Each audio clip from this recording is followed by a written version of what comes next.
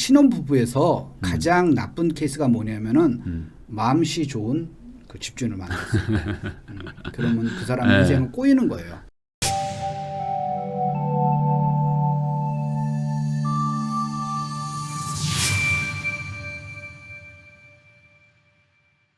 안녕하세요. 당신이 부자 되는 그날까지 응원하는 부익남 TV입니다. 전월세 시장은 달래고 매물은 유도하는 부동산 정책들이 지금 계속해서 발표되고 있는 와중인데요. 이러다 보니까는 조금 그 시장의 좀 불확실성도 좀 높아지고 있는 것 같습니다. 그래서 2022년 앞으로 하반기 부동산 시장이 어떻게 될지 좀 명확한 답을 주실 분을 모셨습니다. 부동산 칼럼니스트로 활동하시지만 사실 아기곰이라는 필명으로 훨씬 유명하시고 저희 채널에도 예전에 한번 나와주셨던 아기곰님 을 모시고 저희 이제 하반기 전망부터 이런저런 얘기 좀 나눠보도록 하겠습니다. 어서 오세요. 네, 안녕하세요. 따로 소개는 하지 않겠습니다.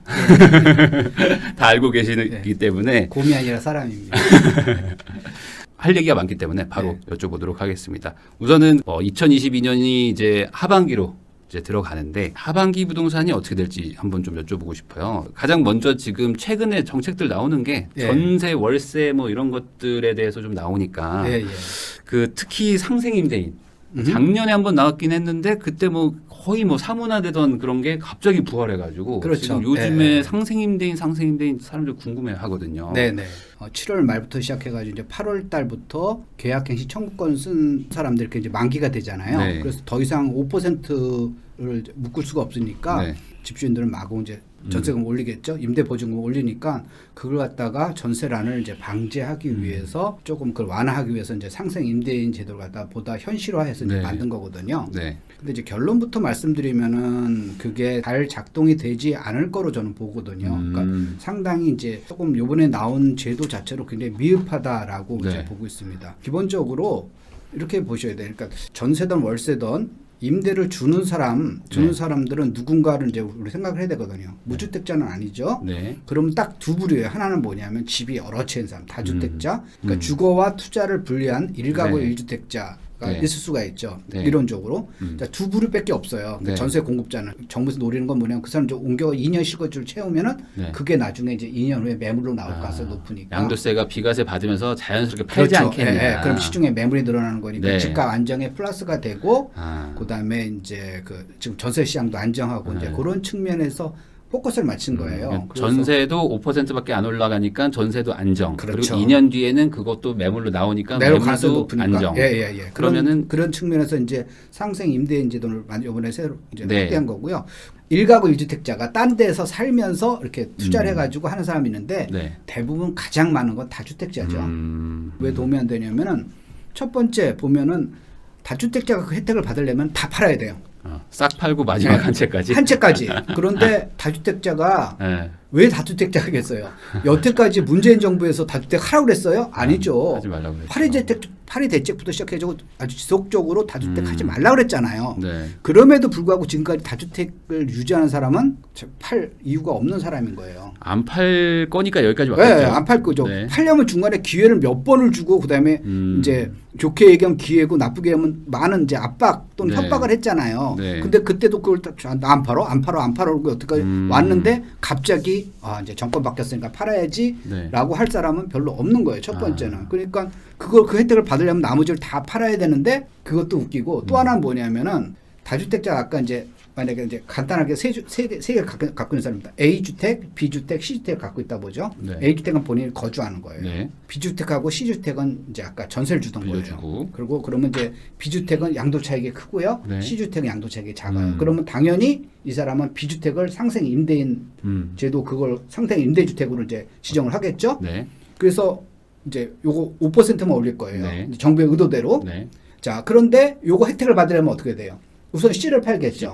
그다음에 뭘 팔아야면 A를 팔아야 되는 자기 거예요. 사는 집도 팔고. 자기 사는 걸 파는데 생각해보세요. 자기 사는 거 벌써 2년 거주 요건 채우는데 뭐하러 이걸 갖다가 그걸 할 이유가 뭐가 있어요. 그리고 자기가 살던 거는 옛날부터 살았기 때문에 B보다 오히려 A가 양도 차익이 클 가능성이 훨씬 높거든요. 그러니까 나는 혜택 없던 거 받으려고 하는 것 이거 신청하는 순간 자기가 원래 갖고 있었던 거 더 손해를 받을 수가 있어요. 그러니까 사실은 다주택자가 상생 임대인 제도를 이용해가지고 이익을 본다.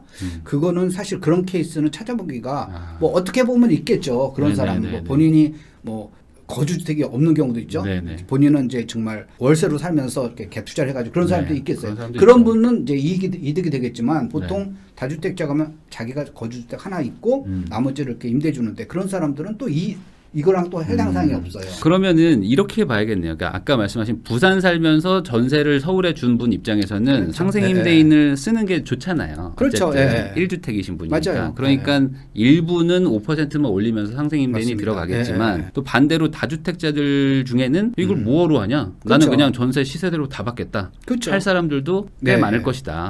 그러니까 정확하게는 어떻게 계산해야 되냐면 본인이 거주한 주택을 갖다가 거기서 뭐 비과세든 양도세 감면해서 받는 게 더 큰지 아니면 상생 임대인으로 지정한 거 아까 A주택이 더 큰 거를 비교해야 되는데 그것도 그렇게 비교하면 안 되고 내가 그냥 A주택을 혜택을 받으려면 그냥 여기서 이건 내가 전세 올릴 만큼 올려야 되잖아요. 그러니까 내가 전세금 상승분에 대한 이익과 그게 기회 비용일 수도 있고 실제로 금융이익일 수도 있고요. 그거 플러스 B라는 거에서 얻을 수 있는 세제 혜택 그 두 개가 내가 거주한 것보다 클 때만 그 선택을 하거든요. 근데 그게 계산해 보시면 아시겠지만 그런 경우가 거의 없어요.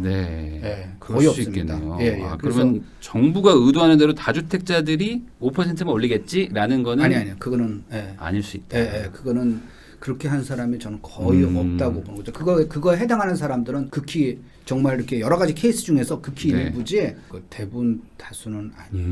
그러면은 지금 사실 뭐 요즘에 전세도 뭐 올라간다 뭐 이러고 있지만 사실 지금 명확하게 올라가고 있는 거는 월세 쪽인데 월세가 오히려 싸다 뭐 이런 분들도 있어요. 전세 대비 그렇죠? 전세 이자도 막 올라가고 있으니까 그러면은 지금 어떤 월세로 들어가는 거에 대해서는 그러면 뭐 어떻게 생각하세요? 지금 월세 시장도 앞으로 막 더 올라가고 막 그렇게 보세요? 우리나라가 이제 전세 제도에 대해서 부정적으로 본 사람들이 많아요. 그래서 왜 그러냐면 다주택자들이 집을 사게 하는 다주택자는 대출을 안 끼잖아요. 대부분 이제 전세금을 전세를 까고 집을 사는 거니까 다주택자들이 다주택자들이 집을 이제 갭 투자를 할 수 있는 자금을 대주는 거다라는 측면에서 보면 전세제도는 없애져야 된다라고 이제 주장하는 사람들이 많아요. 세입자 입장에서 보면은 전세라는 제도가 정말 좋은 제도거든요. 전 세계에서 가장 우리나라만 이제 있는 거의 좋은 제도고 월세는 매월 자기가 이제 돈이 나가야 되는 거고 그다음에 이제 전세는 이제 맡겨놓으면 2년 후에 그 원금을 이제 찾기 때문에. 실적으로는 그런 것도 있지만 두 번째는 뭐냐면 이제 전세라는 게 강제 저축 저기가 되는 거예요. 그래서 가장 그 신혼부부에서 가장 나쁜 케이스가 뭐냐면은 마음씨 좋은 그 집주인을 만났어요. 그러면 그 사람 인생은 꼬이는 거예요. 왜 마음씨 좋은 사람 만나면 좋은 거 아닙니까? 좋다 생각하죠. 그러면은 그 사람은 2년 후에 전세금을 안 올려. 나도 내 신혼부부 때 고생한 건 내가 생각해가지고 아이고 전세가 안 올려. 그다음에 4년 지나 안 올려. 그럼 그 사람은 그 적은 돈 갖고 계속 10년 동안 산 거예요. 그러다 갑자기 집주인이 아이고 세댁 나 요번에 집을 팔았네. 그러면 새 주인 오면 전세금 너무 싸거든요. 그럼 나가시오 그러거나 아니면 전세금을 그보다 몇 배로 올리고 그렇게 되는 거죠. 그럼 그때부터 이제 소위 이제 현타가 오는 거죠. 그 현실을 갖다 인식하면서 그러는 거죠. 근데 그 동안에 자기가 모아둔 돈이 없잖아요. 그러니까 인생에서 제일 꼬이는 거는 마음씨 좋은 집주인을 만났을 때 인생이 꼬이기 시작하는 거예요. 그런데 악독한 세입자를 집주인을 만났을 때 그러면 어떻게 되냐면 그런 분들 실제로 주변에 굉장히 많이 보고요. 상담한 사람들 그런 사람들 많아요.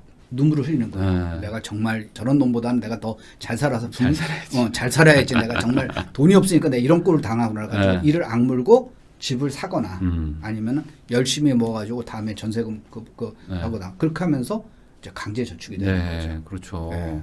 그런데 지금 그렇게 전세도 지금 사실 뭐 올라간다고 하니까 또 그렇죠. 반대로 지금 또 요즘에 솔직히 누가 현금 다 넣어가지고 전세 사는 사람이 어디 있겠어요. 전세도 비싸니까. 그렇죠. 전세자금 대출도 같이 올라가는 거예요. 그래서 전세자금 대출을 받으려니까 그렇죠. 이자가 비싸가지고 여기 월세랑 비슷한데 하면서 차라리 월세 간다 막 이러는데. 그렇죠. 그래서 이제 전세가 줄어들고 이제 월세가 늘은 포지션인데 그게 세입자한테는 굉장히 나쁜 시그널이 된다는 거죠.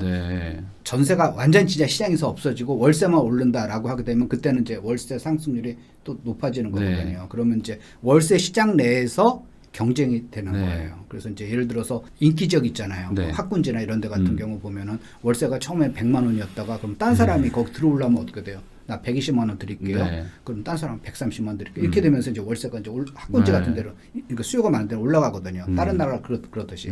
그래서 그렇게 되면은 집이 없는 사람, 자산이 적은 사람 보면 자꾸만 돈이 나가게 되니까 네. 자산을 모을 수가 없는 거죠.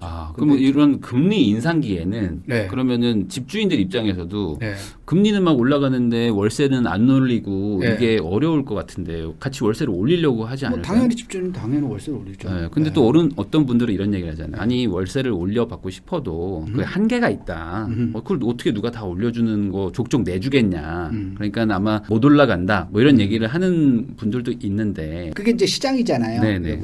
뭐 집주인이 뭐 한 달에 1,000만 원씩 받고 싶다 그렇게 받는 건 아니고 세입자는 적게 주고 싶고 네. 그다음에 집주인은 많이 받고 싶은데 네. 그럼 서로 이제 이게 안 되는 거니까 중간을 점점 해가지고 중간에 어느 선에서 만나는 게 바로 이제 시장의 기능인데 거기서 보면은 전세가 시중에 없어질수록 네.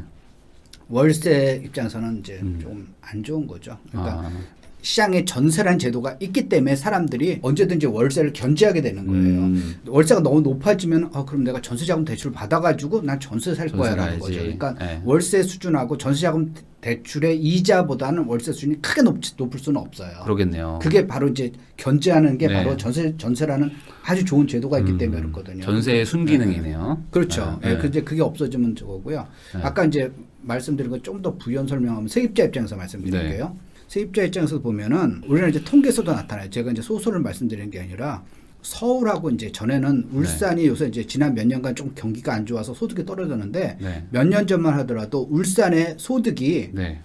서울의 소득보다 높았어요. 평균 소득보다 높았어요. 네네. 울산은 이제 그 근로자들이 이제 임금이 높은 그 네. 경우가 많아서 그러면은 소득이 많으면 자산이 더 많아야 되잖아요. 네. 근데 자산을 비교하게 되면 서울 사람의 자산이 평균 자산이 울산에 사는 사람보다 평균 많아요. 자산이 더 많아요. 소득은 적은데 자산이 많고 서울은 네. 울산은 소득이 높은데 자산이 적어요. 두 지역 갖고 비교해 보면 네. 상대적으로요. 그러면 이제 이렇게 생각할 거예요. 서울은 집값이 많이 올라서 그래. 집값 올라서 그러니까 저 자세히 맞지. 자, 그래서 그게 아니라 무주택자끼리 비교하는 거예요. 서울에 있는 무주택자가 울산에 있는 무주택자보다 자산이 많아요. 소득이 더 낮은데. 어떻게 그게 가능하죠? 그게 왜 그러냐면은 그게 강제저축이에요. 서울은 전세가가 많이 오르고 집값이 많았잖아요. 그러니까 자기가 불안을 떠는 거예요. 또 올려줘야 되니까. 그렇죠. 2년 후에 올려야 되는 거니까 불안을 떨고 계속 저축을 하는 거예요. 네. 강제저축을 하는 거죠. 네. 근데 울산은 상적으로 집값이나 전세값이 싸고 상승률도 높지 않으니까 네. 나머지 부분을 소비를 하는 거예요. 하긴 또 울산 가면 또 그렇게 돈들 많이 쓰시거든요. 네. 그러니까 울산, 부산 이쪽이 소비 수준이 소비력이 높죠. 서울보다 훨씬 높아요. 그러니까 보면은 저축률이 좀 떨어지는 거예요. 근데 여기 저축이 높은 거고 그렇게 되니까 나중에 보면은 여기서는 자산이 많은데 여기는 자산이 좀 적게 되는 거죠. 그건 통계 찾아보시면 이제 나와요. 네. 아주 신기한 케이스입니다. 그러면은 지금 말씀을 제가 들어보면은 전세나 월세나 어쨌든 뭐 금리도 인상되면서 같이 뭐 따라서 상승할 것 같다라고 뭐 이렇게 그렇죠. 정리를 해봐도 될까요? 예. 그러면은 이제 하반기에 전월세가 상승한다고 치면은 예.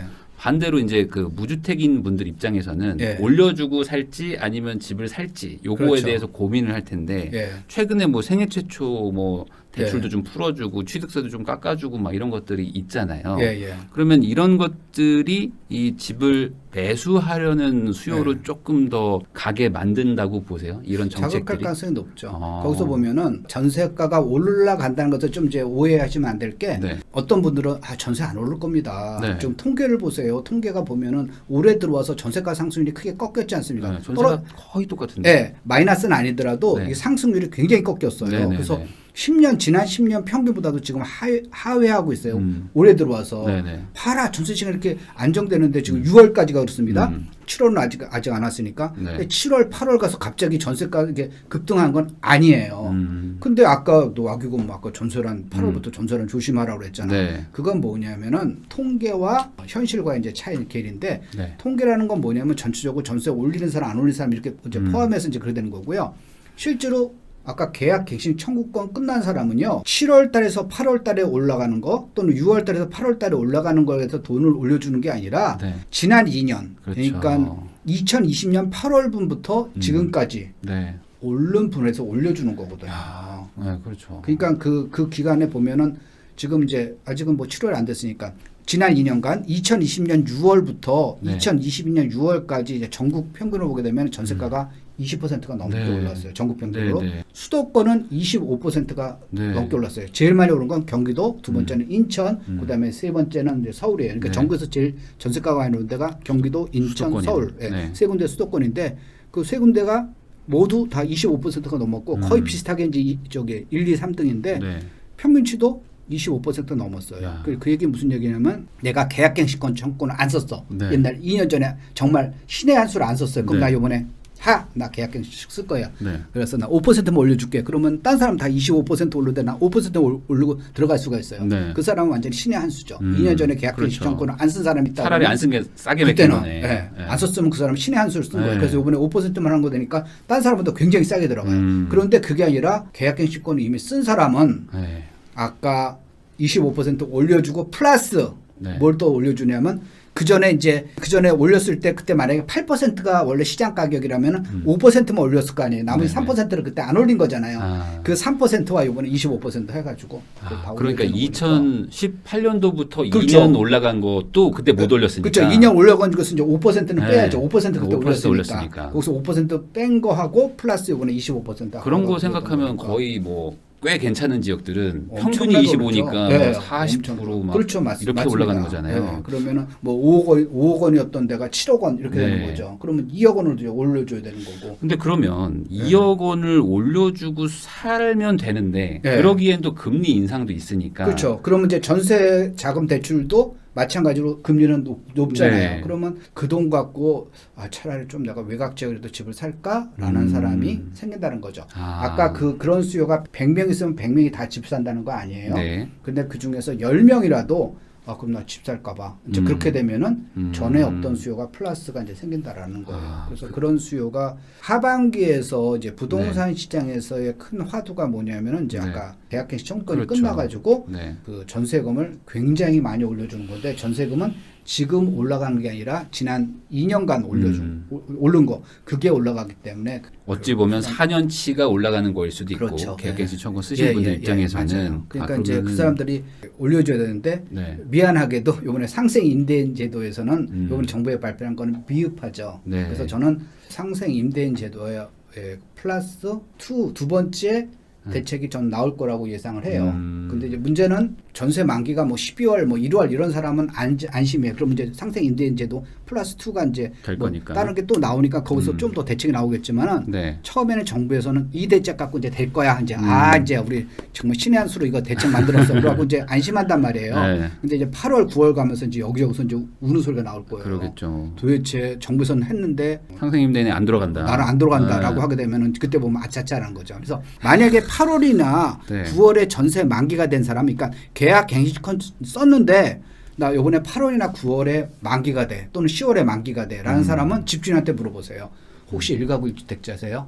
그게 아니라면 자기 돈 다 물어줘야 돼요. 그러니까 그러니까 집주인이 일가구 1주택자 정말 재수가 좋아가지고 일가구 1주택자 지방이나 딴데 그 지역에서 못 거주하는데 그런 사람이라면 정말 행운이죠. 근데 그게 아니라 그러면 아닌데요, 나 다주택자인데요. 그러면 상생인데 그 혜택 받을 가능성이 굉장히 적어요. 하긴 다주택자 입장에서 그거 인정받는 게 의미가 없기도 해요. 없죠. 왜냐면 네, 마지막 한 채 남길 네. 때나 받는 거기 그러면은, 때문에. 그래도 이번에 정부에서 상생 임대인제도 만들었는데 그거 하시죠. 필요 없어요. 그냥 나가셔. 그렇게 얘기할 거거든요. 차라리 뭐 다주택자. 종부세를 깎아주든지 뭐 그런 그렇죠. 거면은 하겠는데. 네. 그러니까 이제 아까 두 번째 네. 상생 임대인제도 두 번째라는 게 전 나온다고 이제 조만간 또 2호 정책. 나오는데 이 두 번째 정책은 그거는 네. 이제 보유세를 건드릴 거예요. 그런 식으로 할 수도 네. 있다. 근데 지금 보유세를 하게 되면은 아까 이제 난리를 치거든요. 네. 정부도 바보가 아니에요. 그거 다 알아요. 근데 그 지금 다주택자를 얘기만 하잖아요. 하니까. 그럼 지금도 아무 혜택이 없는 다주택자한테 혜택을 줬다고 여러 언론에서 난리를 치는데 네.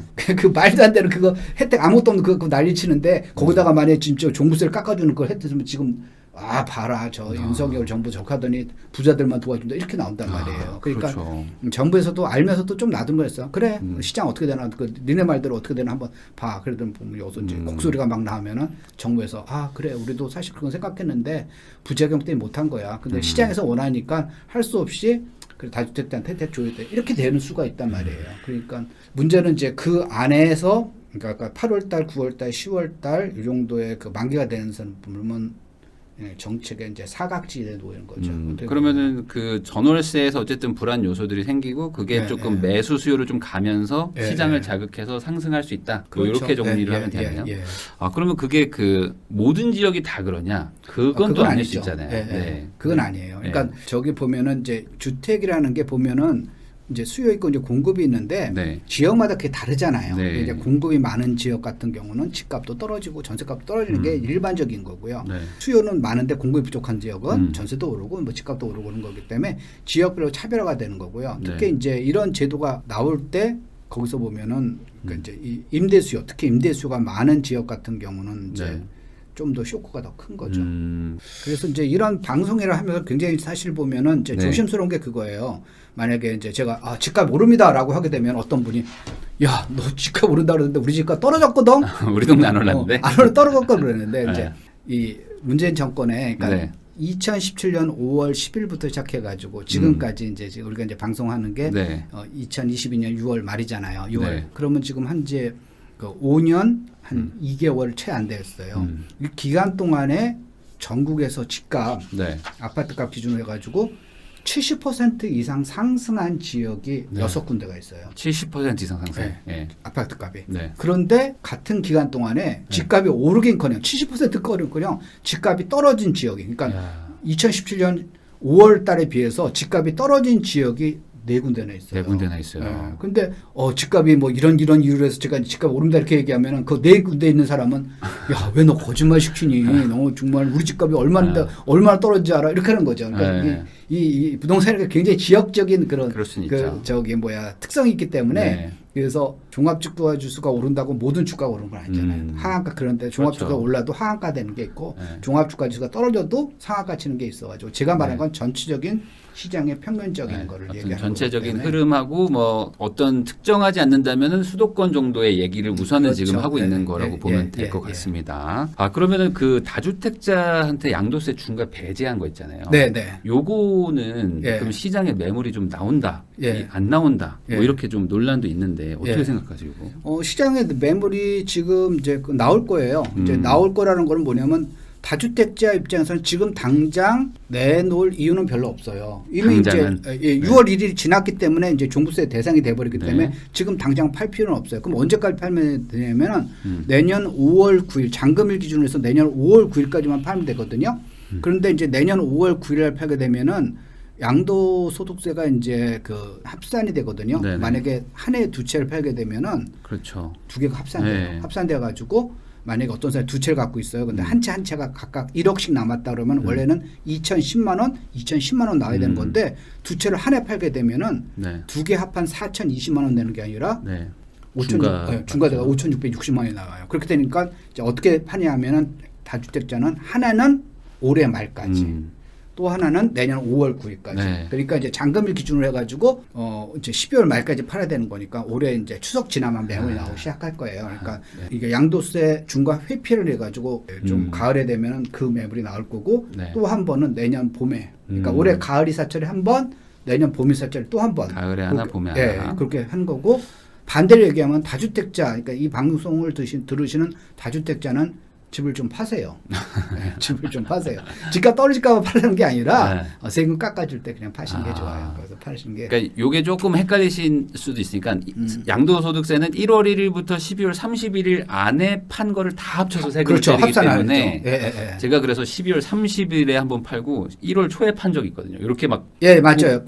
며칠 차이로 세금이 확 줄어들어요. 잔금일 기준으로 해가지고. 그 얘기를 지금 하시는 겁니다. 그거 해가지고 2채까지는 팔 수가 있거든요. 요번 이제 대책으로 2채까지 팔 수 있는 기회를 준 거예요.